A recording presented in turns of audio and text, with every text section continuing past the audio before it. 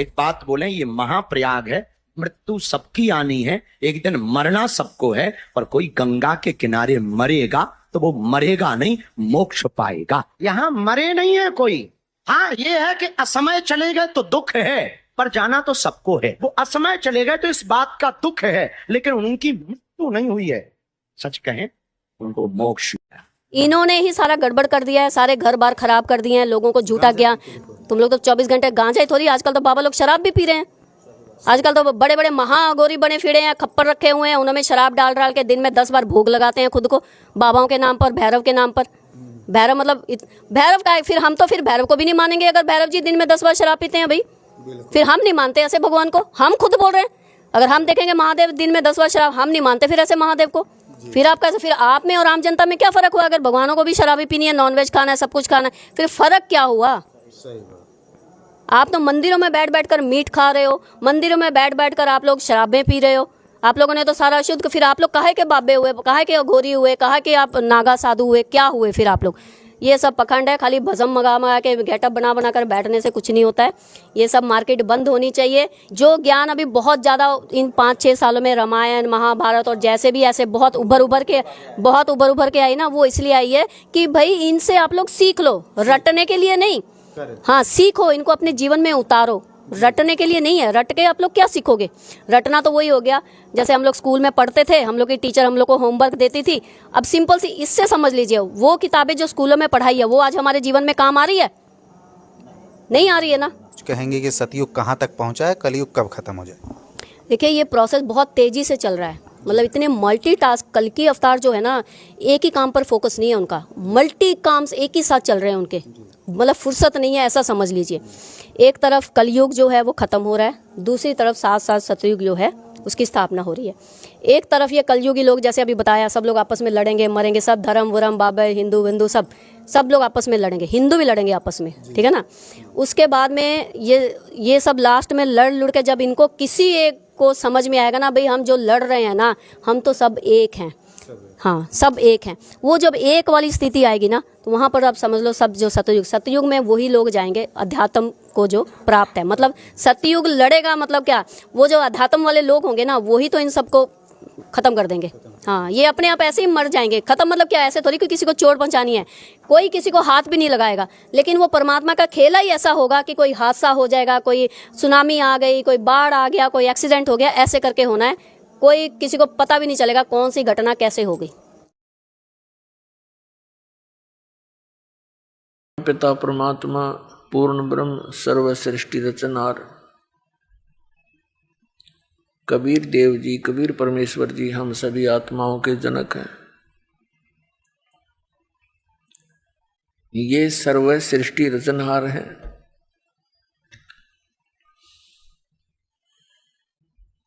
और हम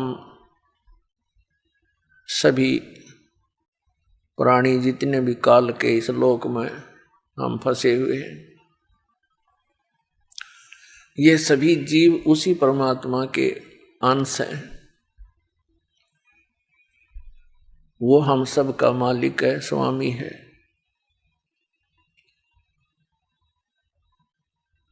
पुण्यात्माओं, सौभाग्य आपका मनुष्य जीवन ऐसे समय में है जिस समय परमात्मा ने इस यथार्थ ज्ञान के प्रचार का आदेश दे दिया, और ये मोक्ष मार्ग है। अब ये मोक्ष समय है, ये वो समय है जिसको हम मोक्ष समय कह सकते हैं। ये कलयुग की बीचली पीढ़ी है। पहली पीढ़ी, प्रथम चरण, जब परमात्मा कबीर देव जी, कबीर साहिब जी काशी में जुलाहे की भूमिका करने आए थे, वो प्रथम चरण था। फिर परमात्मा ने कहा था कि जब बिचली पीढ़ी का समय आएगा, तब तक इस मूल ज्ञान को और मूल मंत्र को, यानी सतनाम और सारनाम को सार्वजनिक नहीं करना है, गुप्त रखना है। इसका कारण आपको पहले भी बताया। इसका कारण ये था कि काल भगवान ने परमात्मा के ही बच्चों को, उस परमेश्वर के ही बच्चों को मिसगाइड करके अपना स्वार्थ सिद्ध कर रहा है, उनको संत पद देकर, क्योंकि वो पिछले जन्म के पुण्यकर्मी प्राणी होते हैं जो गुरु पद प्राप्त करते हैं, और ये उनकी पूर्व जन्म की भक्ति कमाई को नाश करवाता है गुरु पद पर बैठा के, और दोषी अपराधी बनवाता है परमात्मा के उन भोली आत्माओं को रास्ता गलत बतवा के। अपने आत्मा कोई व्यक्ति कहीं जा रहा हो, राहगीर यानी रास्ते में, और वो किसी व्यक्ति से पूछे अपना गंतव्य स्थान, और जिस व्यक्ति से वो पूछ रहा है वो कहता ये है कि मैं यहाँ सबक क्षेत्र का जानकार हूं, और वो दिशा गलत बताता है, और वो व्यक्ति उस पर विश्वास कर लेता है यात्री कि ये कहता मैं यहाँ का पूरा जानकार हूं, तो वो दिशा गलत जा करके अपने यथा स्थान के विपरीत चला जाता है। तो फिर वो कितना दुखी होता है, उस व्यक्ति को कितना अच्छा व्यक्ति मानेगा या बुरा, ये तो अंडरस्टूड है। आज यही दशा इन नकली गुरु और पंथों, मंडलेश्वरों, आचार्यों और शंकराचार्यों, इन परम धनियों की है। हमारे सदग्रंथ कुछ बोलते हैं, ये हमें कुछ बताते हैं। तो पुण्यात्माओं,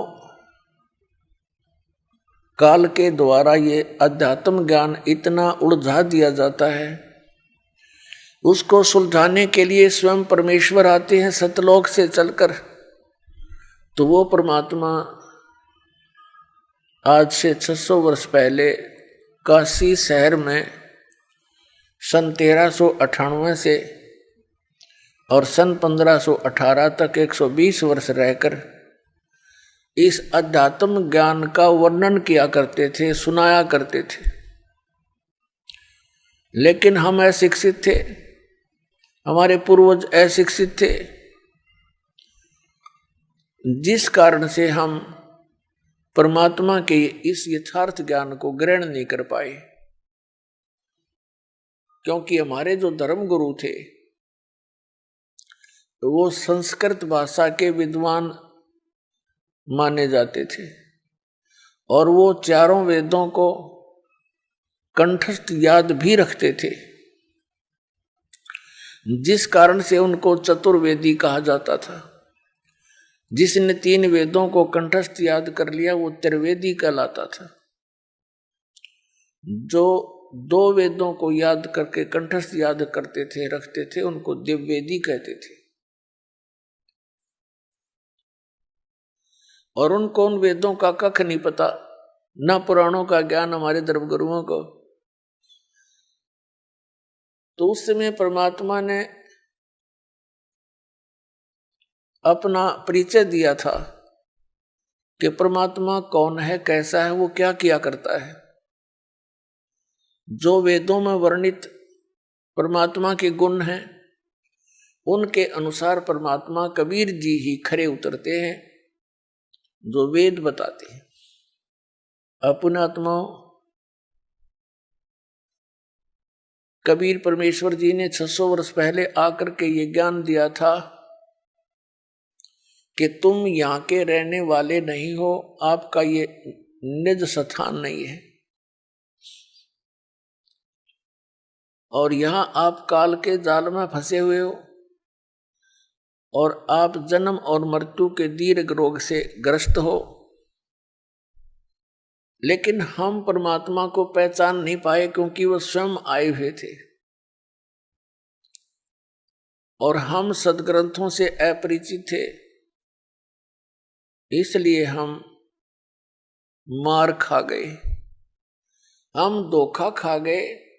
हम परमात्मा को छोड़कर इन काल के दूतों के बहकावे में आकर हम परमात्मा से दूर हो गए। लेकिन वो दयालु, उन्होंने रहम किया, हमारे को उसमें भक्ति युक्त कर गए, हमें कुछ चार्ज कर गए, जिस कारण से हमें मनुष्य जीवन मिलते आ रहे हैं।